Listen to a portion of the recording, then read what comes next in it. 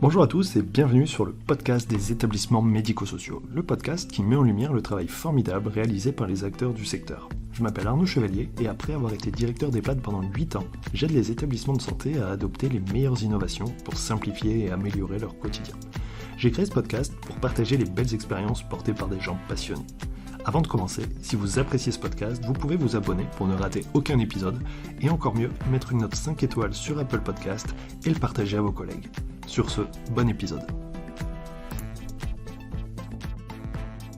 Bonjour à tous, aujourd'hui je discute avec Hélène Briand, qui est psychomotricienne clinicienne à la direction médicale du groupe Domusvie. Et ensemble nous allons parler du métier de psychomotricien, son rôle, ses missions. Mais avant de commencer, je vous propose de vous présenter. Bonjour à toutes et bonjour à tous. Moi, c'est Hélène Briand. Je suis psychomotricienne diplômée d'État depuis 2009 à la Pitié-Salpêtrière. Euh, j'ai eu un parcours un petit peu, pas atypique, mais en tout cas, je suis passée d'abord par une licence STAPS, une licence de sport. Et ensuite, ça m'a amenée tranquillement vers la psychomotricité. Je pense que la question du mouvement et du corps était déjà très présente pour moi, mais que l'aspect psychologique m'intéressait également. Et je trouve que dans le métier de psychomotricien, j'ai trouvé ce qui me convenait.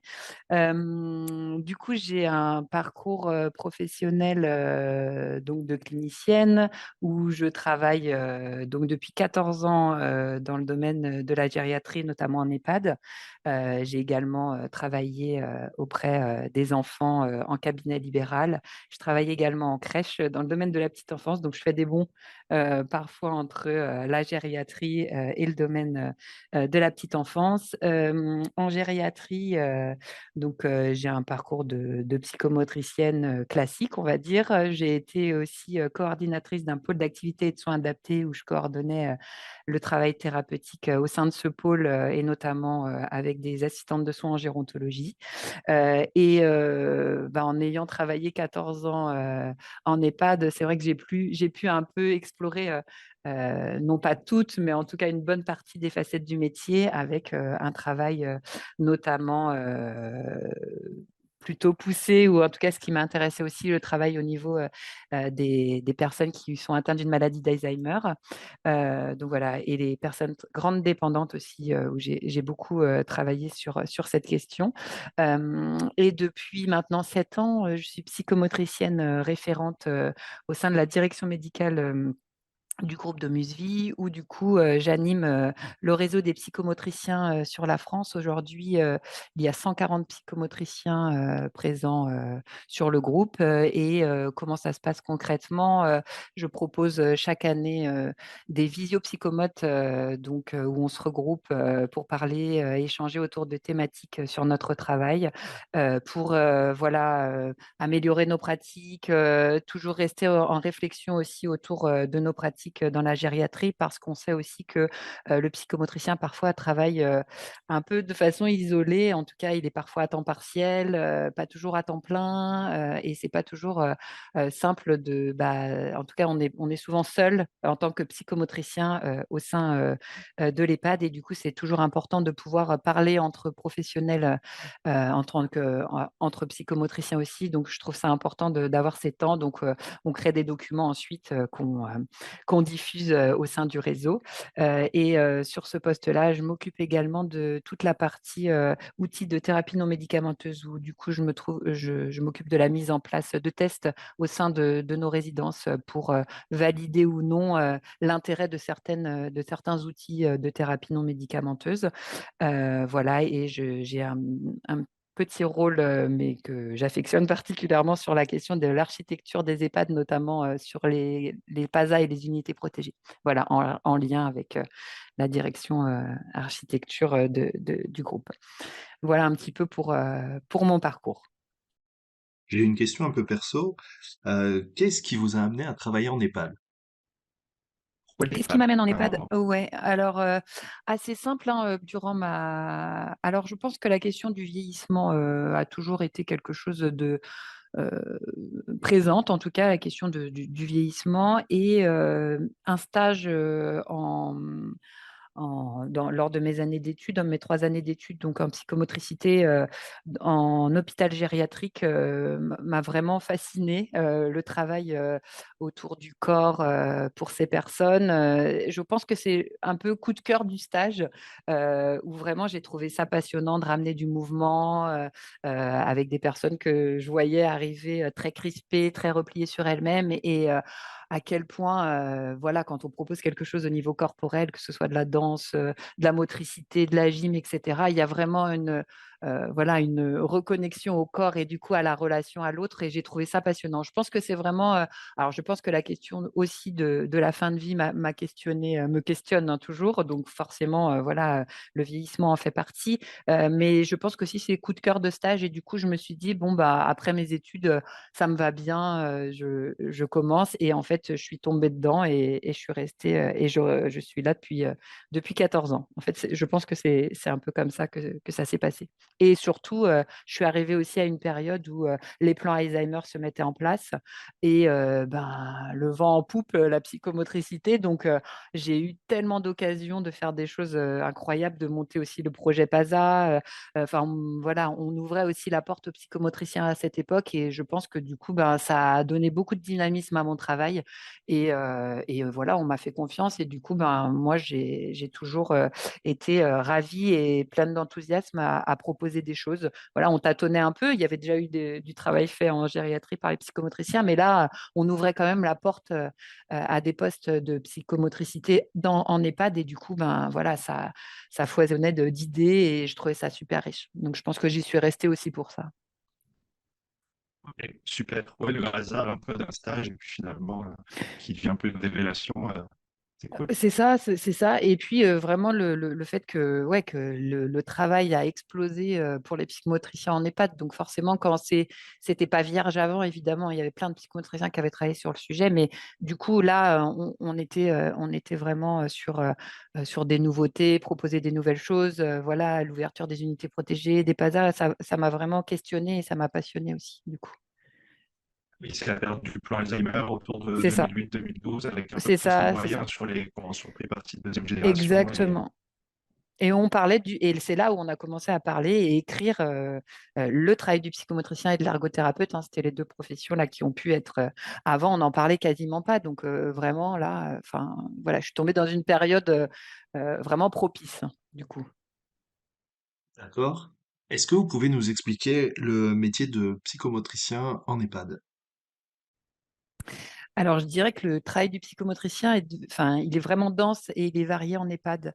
Alors moi, je vais vous donner un peu ma façon de penser hein, et ma façon de voir les choses en fonction aussi de mon expérience. Je pense qu'il y a aussi, voilà, il y a autant de psychomotriciens que de façons de pratiquer, je dirais, parce que c'est un métier où du coup, on fait place à notre appétence pour des médiations particulières. Hein, que ce soit de la danse, comme je disais tout à l'heure, mais ça peut être aussi du modelage à travers la poterie, des choses comme ça, la terre, le travail de la terre, tout ça, le snozelen, enfin, il y a plein de médiations, donc du coup, il y a aussi plein de façons de travailler. Notamment, il y a quand même des points communs hein, qui sont présents pour le psychomotricien en EHPAD. Et du coup, je pense que ce qui est important, c'est de recontextualiser avec qui on travaille en EHPAD finalement, avec quel type de population. Quand même, en EHPAD, les résidents qui sont accueillis, ils vivent des grands bouleversements identitaires. Donc, on est quand même sur une population aujourd'hui qui est sur un vieillissement pathologique. Les gens qui ont un vieillissement normal, ils restent à domicile aujourd'hui parce qu'il y a des politiques de maintien à domicile. Donc, quand ils arrivent en EHPAD, souvent, ils sont quand même il y a la présence d'une maladie, que ce soit une maladie neurocognitive, type maladie d'Alzheimer ou neurologique, AVC ou encore des troubles psychologiques et psychiatriques hein, qu'on voit beaucoup aussi en EHPAD, dépression, psychose vieillissante, etc. Et surtout, donc ça c'est aussi c'est la partie maladie corporelle aussi, hein, physiologique parfois, et l'arrivée en EHPAD aussi, elle signe, elle est souvent pas préparée, enfin en tout cas, elle est souvent très rapide et elle signe un changement radical dans la vie de la personne. Et du coup, le résident, lui, il va falloir qu'il habite un nouveau lieu. Il va falloir qu'il s'approprie de nouveaux espaces, des nouvelles personnes, retrouver des repères pour se créer un nouveau chez soi. Et du coup, faut pas oublier quand même qu'en toile de fond aussi, il y a la question de la fin de vie, même si elle est jamais évoquée directement, à part peut-être avec le psychologue dans voilà, des entretiens particuliers avec des résidents. Il y a un effet miroir finalement dans le lieu de l'EHPAD parce qu'on regroupe quand même un certain nombre de personnes en perte d'autonomie, en fin de vie. Et du coup, ben, la question de la fin de vie, elle est quand même présente de manière consciente ou inconsciente, mais elle est quand même là. Et dans le vieillissement normal, par exemple, on va pouvoir, ben, ça vient bouleverser les fonctions psychomotrices. De toute façon, le vieillissement normal. La personne, elle peut moins courir, elle peut moins sauter, mais souvent, elle trouve des moyens de compensation. Quand on vieillit et qu'on n'a pas de maladie associée et qu'on vieillit tranquillement, on trouve des moyens de compensation pour maintenir son autonomie. On poursuit des activités adaptées, etc. Mais dans le contexte des personnes qui arrivent en EHPAD, compte tenu des événements qu'elles vivent, que ce soit la maladie ou quitter sa vie d'avant de manière précipitée, arriver dans l'EHPAD, ça va accélérer les troubles psychomoteurs. Il y a des impacts sur la marche très rapidement, pouvoir manger seul, s'orienter, communiquer. Et tout ça, ça va altérer la confiance en soi. Et on voit souvent apparaître des replis sur soi assez parfois rapides en fait, parce que justement, bah, il y a tout ce bouleversement à la fois de la maladie et de l'entrée en EHPAD qui vient un peu accélérer les troubles psychomoteurs. Et c'est pas rare d'ailleurs d'assister parfois à des effondrements psychiques ou qui vont se manifester par, on le voit souvent, hein, des chutes à répétition, une désorientation temporo-spatiale, une anxiété majeure. Tout ça, ça signe tout le bouleversement que va vivre la personne. Et je trouve que c'est important de recontextualiser ça parce que le psychomotricien, c'est sur ça qu'il va essayer d'agir pour la personne qui vit en EHPAD, parce que le corps de la personne, finalement, elle est perçue comme défaillante. C'est vraiment, enfin, il est vraiment perçu comme défaillant, ce corps. On entend souvent d'ailleurs les résidents qui disent je suis plus bon à rien, regardez mes jambes, elles sont grosses, j'arrive plus à avancer, oh là là, ah, je suis douloureux. Donc le corps, il est difficile à vivre, il est peu narcissisant. C'est vraiment important de le prendre en compte, ça, parce que finalement, très vite, il y a un cercle vicieux qui se met en place. Mon corps montre des signes de faiblesse, je tombe, j'ai peur, j'ai plus confiance en lui, je vais limiter mes déplacements, donc du coup, je bouge moins et je perds de plus en plus conscience de mon corps parce qu'il n'est pas stimulé, puisque je bouge plus, parce que sensoriellement, il est beaucoup moins stimulé et du coup, je me crispe. Donc je suis douloureux, je communique moins, je me renferme, etc. Je vais moins aux activités qui sont proposées et du coup, il y a des capacités psychomotrices qui s'affaiblissent, comme les capacités d'équilibration, par exemple.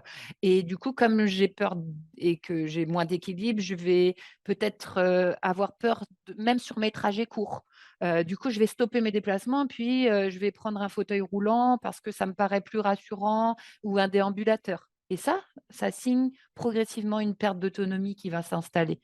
Et si on casse pas ce cercle vicieux-là, on peut arriver très rapidement, parfois, à des résidents qui se grabatarisent, qui sont voilà, qui vont finalement rentrer dans ce cercle vicieux progressivement, mais parfois rapidement. Et du coup, on a des personnes qui sont en perte d'autonomie très, très rapide et qui se grabatarisent vite compte tenu de la maladie qui s'installe et l'entrée en EHPAD qui est bouleversante, etc. Donc, nous, on arrive sur ce contexte-là d'un cercle vicieux qui s'installe et le travail du psychomotricien, en lien avec d'autres professionnels, évidemment, puisqu'on on travaille pas tout seul dans notre coin, ça va être de stopper ce processus pour permettre à la personne de retrouver confiance en ses capacités, du plaisir à bouger et de stimuler les capacités préservées.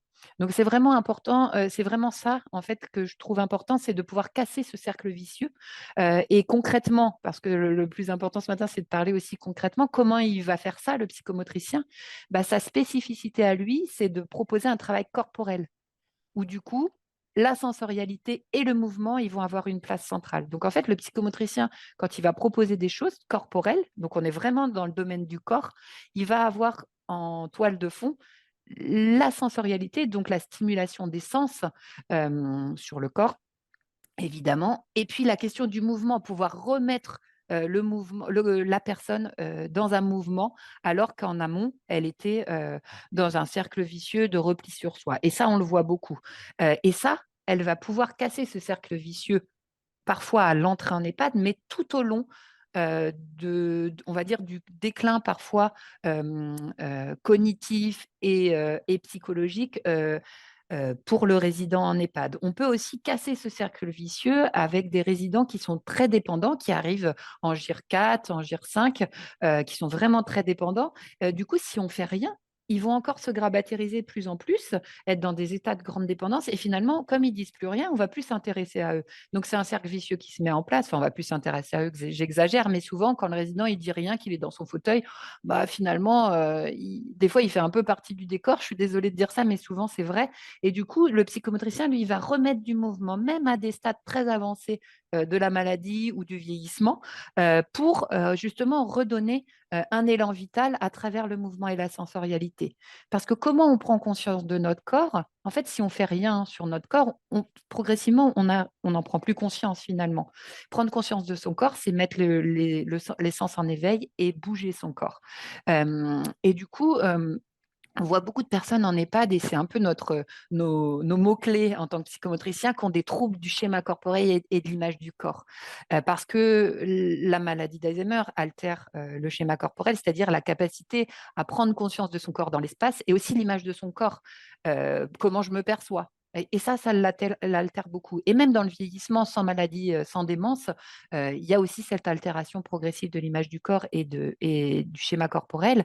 Je vous invite d'ailleurs à aller voir les travaux de William Uttermolen, qui est un peintre qui fait des autoportraits de lui, donc qui est décédé depuis, et qui a fait des autoportraits de lui en ayant la maladie d'Alzheimer. Et c'est hyper riche parce qu'on voit à quel point il y a une dégradation progressive du schéma corporel et de l'image du corps à travers ces dessins. Et c'est riche parce que si on prend plus conscience de son corps, on développe des difficultés à s'orienter dans le temps, dans l'espace, à être dans la relation à l'autre. Donc du coup, le psychomotricien, il va travailler sur cette identité corporelle justement pour redonner du sens aussi et de l'identité à la personne.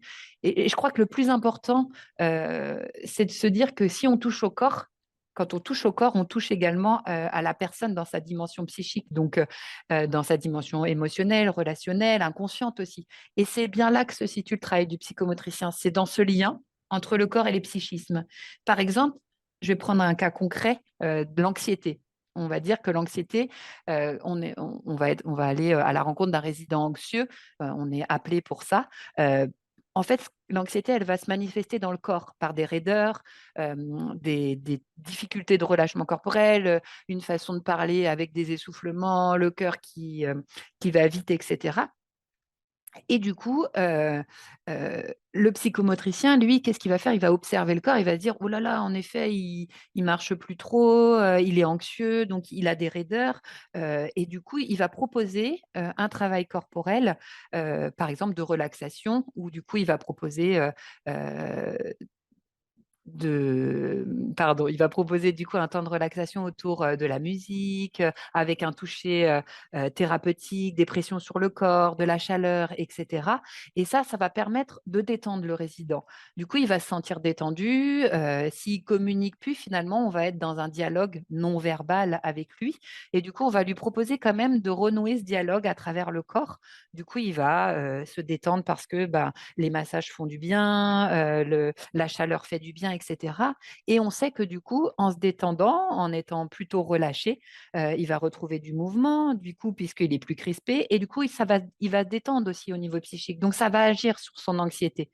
Donc, pour bien comprendre le travail du psychomotricien, je trouve que l'anxiété, c'est intéressant, c'est-à-dire que peut-être le psychologue, lui, il va parler avec lui, il va pouvoir être dans une élaboration, mais quand les résidents sont plus en capacité d'élaborer, c'est par le corps en fait que ça va passer. Du coup, c'est pour ça que je disais que le travail du psychomotricien, il est dense et varié en EHPAD, c'est que il peut aller à la rencontre de tous les résidents à quel que soit leur niveau d'atteinte au niveau psychique ou au niveau corporel. C'est vraiment ça, c'est le travail du corps pour avoir un impact aussi sur le psychisme derrière. Donc, c'est vraiment là que se situe son travail, puisque, comme disait Pierre-Marie Charazac, c'est que le psyché, donc le psychisme, il retourne au plus près de ses origines corporelles avec le vieillissement et avec la maladie. Donc, finalement, on le voit, hein, dans les troubles du comportement, la personne, elle va manifester des troubles du comportement en déambulant, en criant, en marchant, parce qu'en fait, elle va s'exprimer par le corps. Et donc, elle peut plus s'exprimer par la parole, donc elle va s'exprimer par le corps. Et du coup, en travaillant sur le corps, on va pouvoir aller toucher le résident dans son identité, dans sa façon d'être, dans sa capacité à s'orienter dans le temps, dans l'espace. En fait, on va donner un repère au résident qui est son corps, son premier repère, pour qu'il s'oriente dans le temps, dans l'espace et qu'il s'apaise. Donc, c'est vraiment ça qu'il faut comprendre du psychomotricien, c'est ce lien continuel entre le corps et le psychisme. J'espère que c'est bien clair du coup dans ce lien du coup entre le corps et le psychisme. Donc, du coup, le travail du psychomotricien, ça va être d'observer le corps pour savoir qu'est-ce qu'il va travailler. Et du coup, il s'inscrit dans une démarche thérapeutique. La démarche thérapeutique, c'est quoi? Et ça, c'est vraiment important de l'avoir en tête, c'est qu'en fait, le psychomotricien, il propose pas juste voilà, des séances comme ça qui lui viennent en se disant ça va faire du bien aux résidents. Non, il est dans une démarche thérapeutique. Ça veut dire quoi la démarche thérapeutique?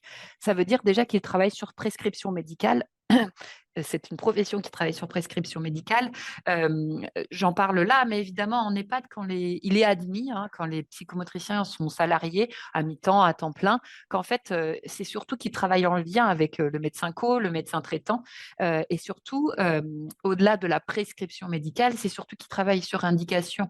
C'est-à-dire qu'en expliquant bien son métier, il va embarquer aussi tous les soignants, les infirmiers, etc., à avoir des indications, à apprendre des réflexes. En fait, quand un résident, par exemple, une aide-soignante qui signale au psychomotricien, Madame X, elle a chuté, et depuis qu'elle a chuté, j'arrive plus à faire les transferts avec elle, elle m'agrippe la blouse, c'est difficile, etc. Donc, voilà, quel est le réflexe d'appeler le psychomotricien qui, lui, va venir voir cette Madame X, et comment il va procéder? Du coup, il va procéder avec un bilan psychomoteur. Donc ça, c'est quand même aussi la base de notre travail, c'est le bilan psychomoteur.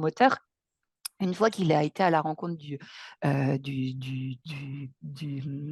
résident, il va proposer un bilan psychomoteur. Comment ça se passe, le bilan psychomoteur? Donc, le bilan psychomoteur, le psychomotricien peut utiliser des tests étalonnés. Il y a un grand test étalonné en psychomotricité, c'est l'examen géronto-psychomoteur, voilà, qui a été validé, etc. Donc, c'est un peu le test référent pour la psychomotricité, mais il peut utiliser aussi d'autres tests comme le Tinetti, le Get Up and Go. Ça, c'est des choses qu'on entend peut-être un peu plus souvent, qui sont utilisées par d'autres professions, hein, par les kinés par exemple aussi, parce que le GP parfois est un peu long à faire passer et du coup, on peut aussi utiliser des tests un petit peu plus courts. Mais le plus important, ça va être l'observation du psychomotricien ou son observation clinique afin d'évaluer, je vous dis des mots, hein, qu'on utilise souvent, le tonus, le schéma corporel, l'image du corps, les coordinations motrices générales. En gros, il va faire il va prendre une photo à un instant T pour permettre de visualiser les capacités psychomotrices du résident. Du coup, il va un peu voir à quel niveau il y a des difficultés, quels sont les troubles psychomoteurs qui apparaissent. Et du coup, ce bilan, il va permettre de dire, bon, voilà, je travaille à travers un projet thérapeutique qui va être élaboré par le psychomotricien, où il va déterminer des axes de prise en soin. Ces axes de prise en soin, c'est important aussi de le rappeler, ils sont régulièrement réévalués en fonction de l'évolution du résident. Donc, cette démarche thérapeutique, c'est les indications. Ensuite, ou prescription, enfin en tout cas, c'est important d'avoir ce temps-là. Le bilan psychomoteur après ce bilan psychomoteur, va découler un projet thérapeutique pour le résident et du coup, une réévaluation régulière. Ça, c'est vraiment important qu'il y ait une réévaluation pour, voilà, c'est ce qui signe aussi la démarche thérapeutique du psychomotricien. Et Donc, oui, non, je me disais, les axes de prise en soin, et ça oui. peut être quoi? Est-ce que c'est, par exemple, le plan de soins qu'on va évaluer, la manière d'accompagner justement après avec l'équipe en pluridisciplinaire, ou est-ce qu'il y a autre chose? Alors, ça peut être de faire des préconisations, en effet, sur, par exemple, un résident qui rentre en EHPAD.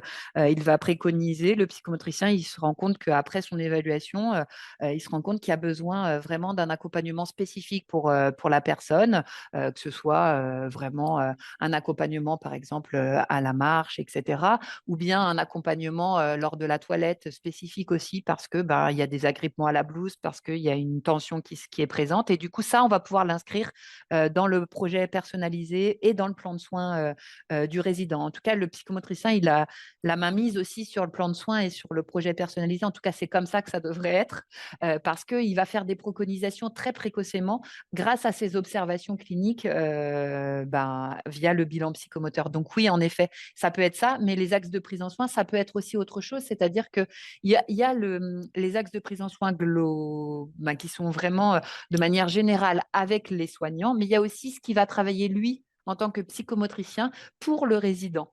Et ça va passer par des médiations qu'il va utiliser pour travailler sur le corps. Par exemple, je vais vous citer quelques médiations qu'il peut utiliser, hein. Il peut travailler soit en groupe, soit en individuel. Donc, lui, il décide un petit peu, le psychomotricien, comment il va travailler.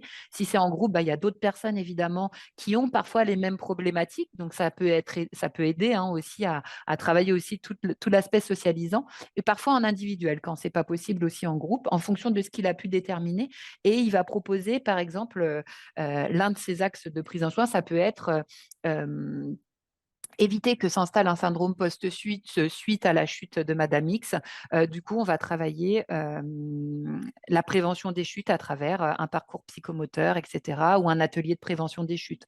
Donc, l'axe de prise en soin, là, c'est de maintenir les capacités d'équilibration de Madame X parce qu'il y a des chutes à répétition qui s'installent. Par exemple, ça peut être ça. Ou alors sur quelqu'un qui est très anxieux avec une maladie d'Alzheimer et il y a des troubles du comportement, ça va être d'agir sur l'anxiété à travers un cadre contenant et sécurisant dans un atelier spécifique, par exemple, soit de danse, soit de relaxation, de snozélène, etc. Donc, on va vraiment être sur des axes à la fois qui sont générales avec le travail des soignants et des infirmiers, et aussi des axes spécifiques pour le psychomotricien, pour le résident en fonction des troubles psychomoteurs qu'il a pu observer.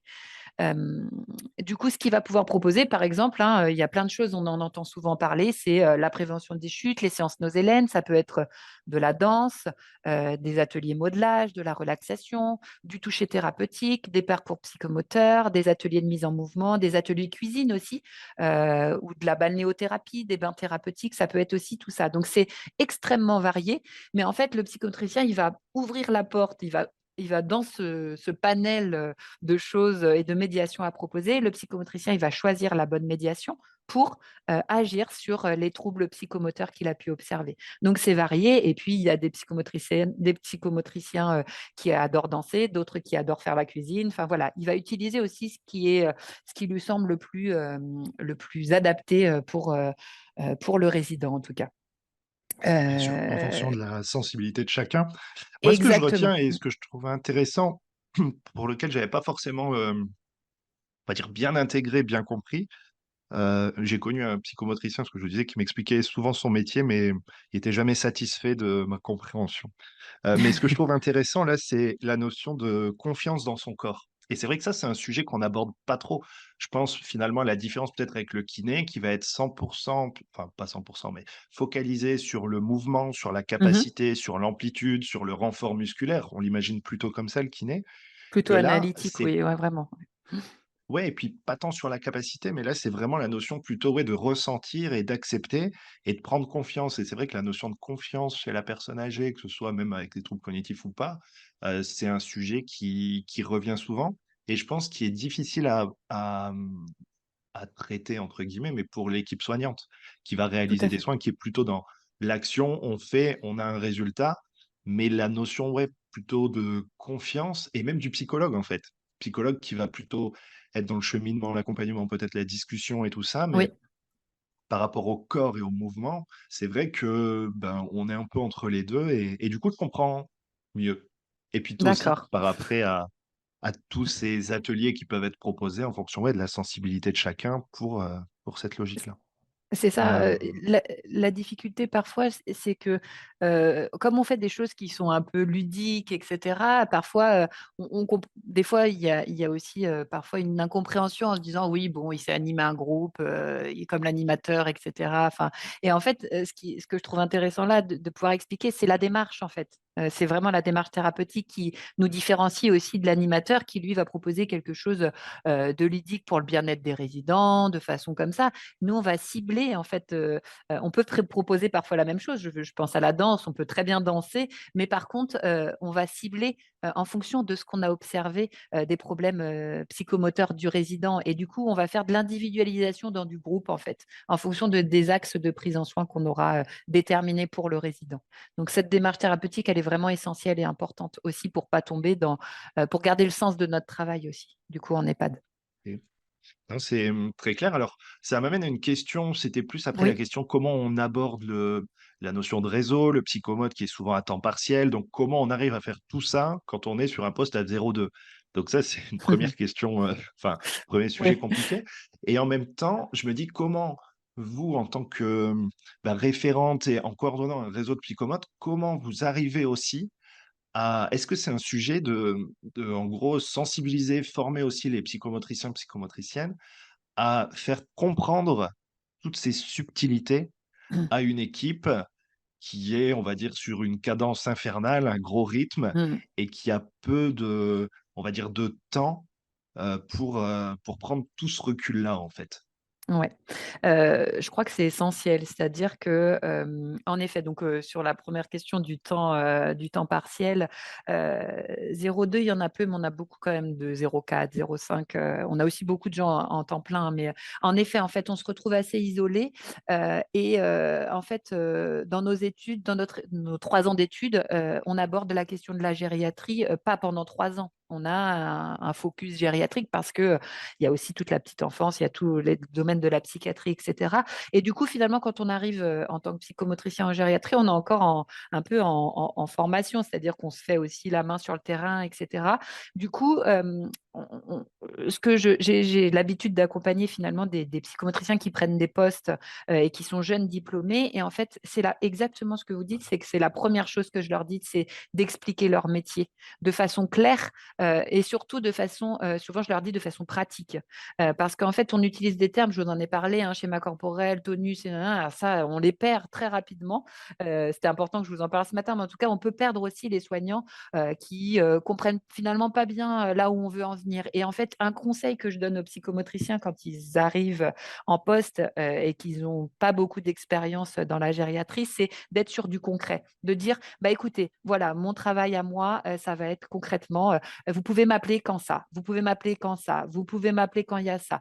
Quand il y a une personne qui chute et que vous vous sentez en difficulté sur les transferts, n'hésitez pas à m'appeler. Quand il y a une toilette difficile et que vous sentez qu'il y a des troubles du comportement, une douleur qui s'installe et que vous êtes en difficulté, n'hésitez pas à m'appeler.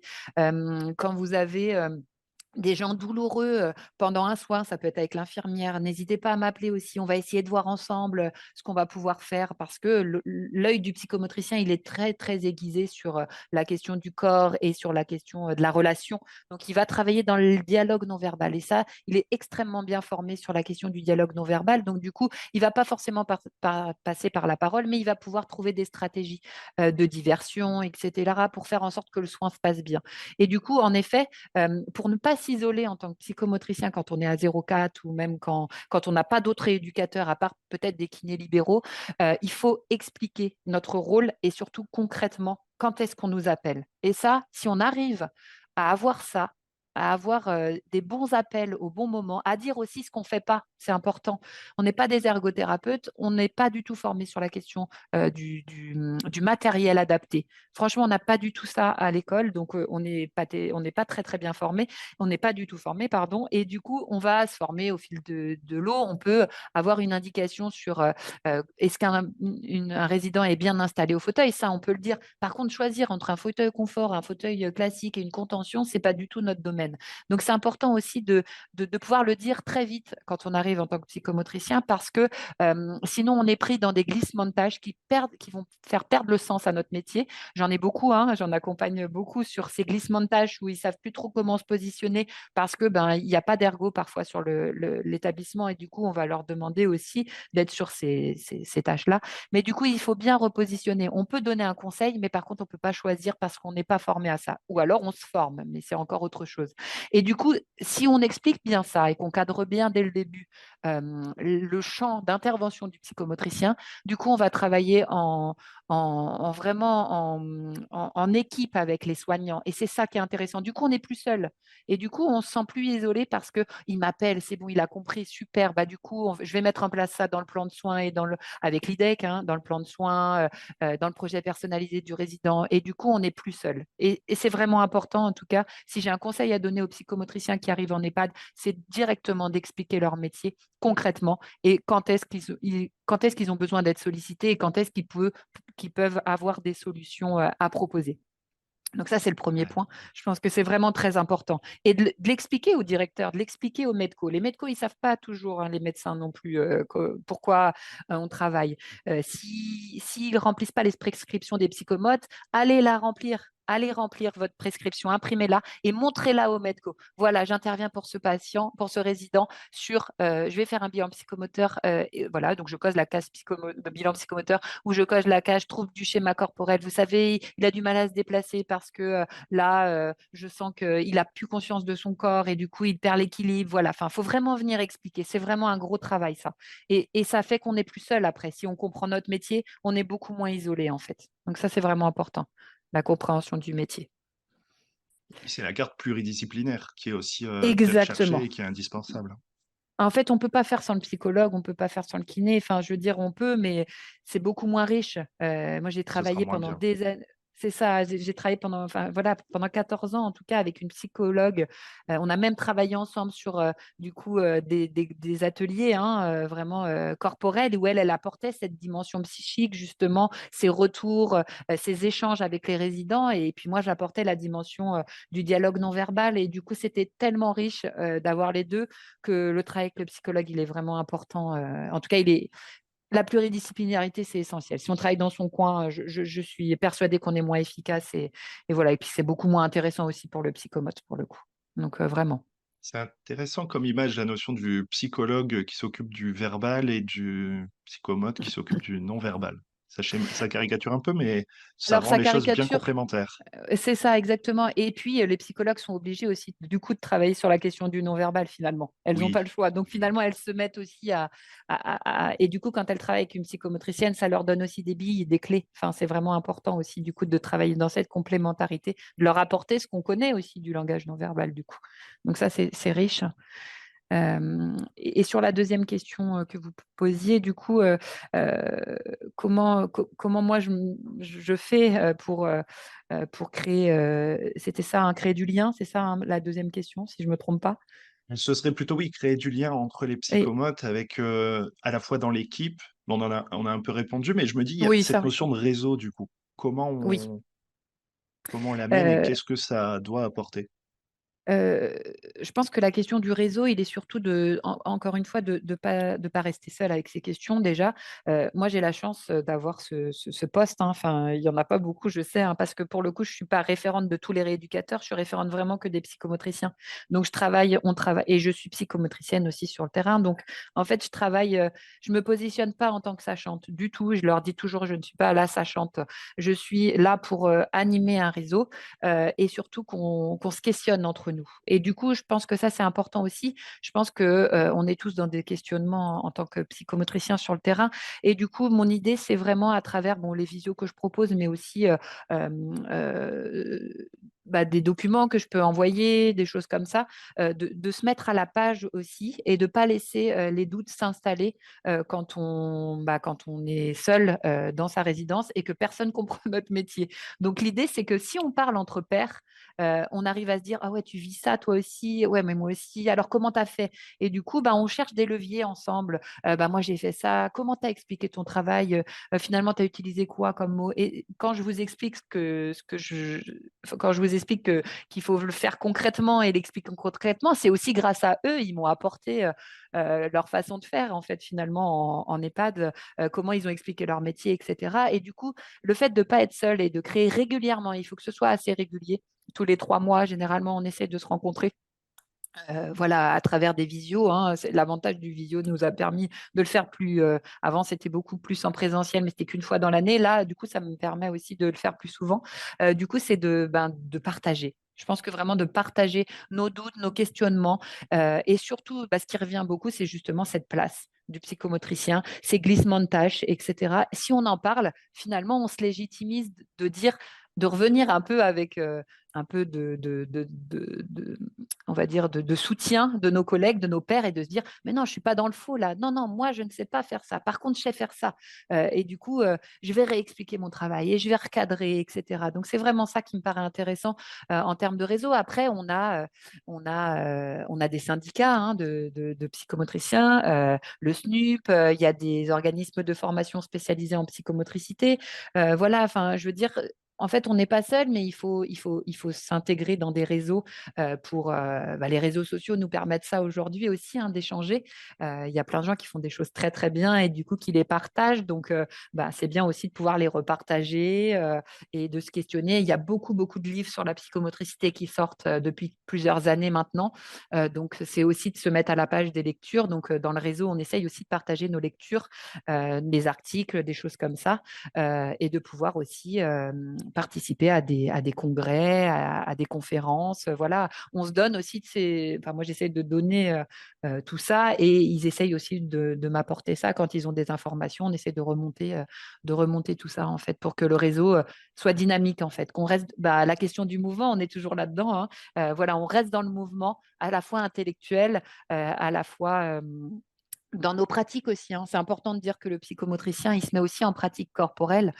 Donc, du coup, il fait aussi beaucoup de travail sur lui. On est tous dans des cheminements psychologiques et corporels, psychocorporels finalement, personnels aussi. Donc, du coup, on chemine, on reste dans le mouvement de ça aussi. Donc, c'est comme ça, je pense qu'on s'isole moins, en fait, finalement, qu'on reste, parce que c'est quand même voilà, c'est un petit milieu, hein, la psychomotricité. Donc, on commence à vraiment un peu se connaître, hein, aussi, surtout dans le domaine de la gériatrie. Donc ça permet d'avoir du lien entre nous, en tout cas. Ok. Super. Alors, pour conclure, peut-être une dernière question, Mhm. plutôt un partage peut-être une anecdote ou un retour d'expérience. Est-ce qu'il y a, à travers diverses situations que vous avez vécues ou qu'on vous aurait rapportées, un exemple où dans un EHPAD, le rôle du psychomote a pu à un moment faire une différence extraordinaire ou en tout cas, voilà, quelque chose qui vous a marqué? Je pense que je suis très sensible à la question de la grande dépendance, justement, et de la question de la fin de vie aussi. Ce que je trouve, enfin, à la fois de mon expérience personnelle et de ce que j'ai pu entendre de mes collègues aussi, ce que je trouve hyper riche, c'est la question de la relation et de l'humanisation jusqu'au bout de la vie. Et le travail du psychomotricien, je le trouve intéressant aussi dans cette question-là, notamment le travail avec les familles. J'ai souvenir de choses qu'on m'a rapportées, mais là, pour le coup, c'est aussi de mon expérience personnelle de famille d'un résident en fin de parcours, hein, vraiment en fin de vie, qui se trouve démuni. Et ça arrive souvent, démuni face à ce résident qui est dans son lit, un peu recroquevillé, etc. Douloureux parfois, hein, parce que des fois, il y a aussi la sensibilité au niveau tactile qui est difficile pour le résident en fin de vie. Enfin, ça peut être plein de choses.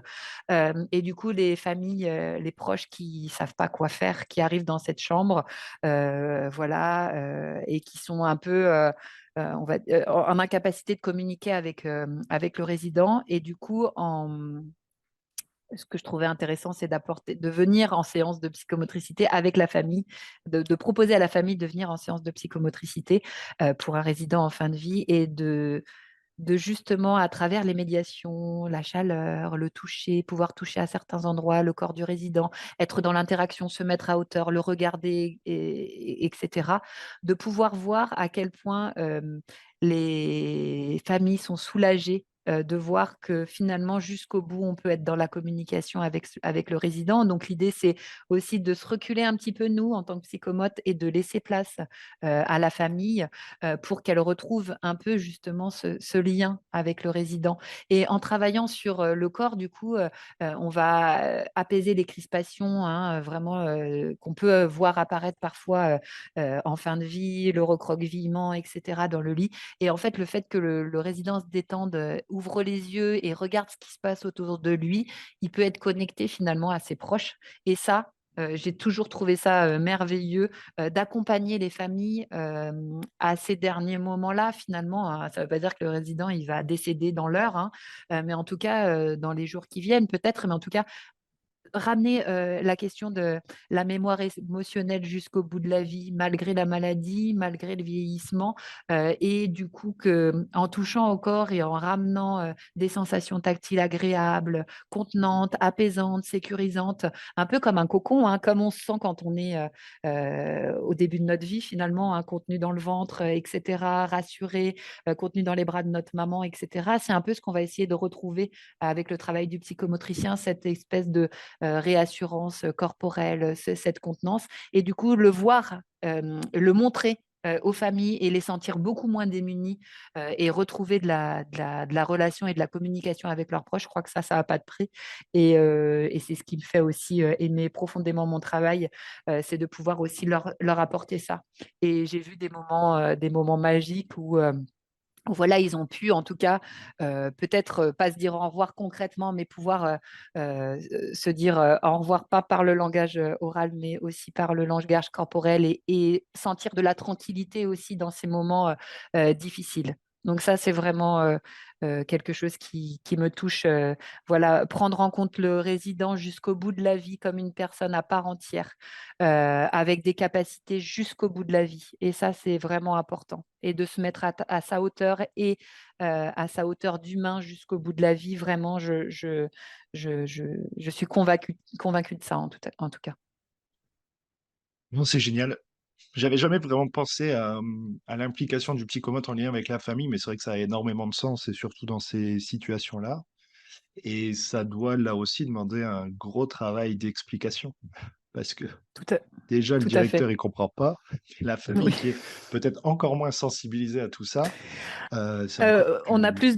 on a moins de mal avec les familles, en fait, parce qu'elles sont dans une difficulté. Du coup, comme on vient les amener avec nous dans quelque chose Leur d'agréable, amène une alors solution. Ouais. ouais, en fait, du coup, elles sont moins démunies. Parfois, on peut leur laisser, par exemple, un petit coussin ou une petite bouillotte chaude en leur disant, bah, écoutez, je m'en vais, mais vous pouvez garder la petite bouillotte chaude que vous laissez sur les mains de votre proche. Je reviendrai tout à l'heure. Et du coup, on les laisse aussi seules, mais pas avec rien. Du coup, on les laisse aussi avec quelque chose qu'on a pu expliquer de ce qui. Elles ont vu que ça apportait du bien-être. Du coup, ben, on les laisse moins seules avec ben, la question de la fin de vie, de la peur, etc. Donc, du coup, voilà, on crée du lien aussi comme ça, via les médiations, du coup, les médiations qu'on propose. Et ça, je crois que, du coup, on a beaucoup de moins de mal à les embarquer avec nous, vraiment. Ça se passe plutôt bien. Du coup, ils sont plutôt contents, du coup, d'être accompagnés dans ce moment difficile aussi, pour eux. Rassurer Complètement. et Du coup, on accompagner dans le rassure. non-verbal. Exactement, tout à fait. Super. Eh ben, je pense que c'est un bon mot de la fin pour terminer sur une note positive. C'est super. Tout à fait. Merci beaucoup pour toutes ces explications. Et puis, ben, j'espère qu'on comprendra mieux, après cet épisode, le rôle du psychomotricien, et qu'on lui demandera plus d'aller régler les cale-pieds. Tout à Voilà. fait. C'est un bon mot de la fin. Merci beaucoup. Merci à vous. Merci. Merci d'avoir écouté l'épisode jusqu'au bout, j'espère que le sujet vous a plu et qu'il vous inspirera. Pour m'aider à faire connaître le podcast, abonnez-vous sur votre plateforme d'écoute préférée ou notez-le et partagez-le sur vos réseaux sociaux. N'hésitez pas à me contacter sur LinkedIn pour toute remarque ou proposition de sujet. Bonne journée et à bientôt sur le podcast des établissements médico-sociaux.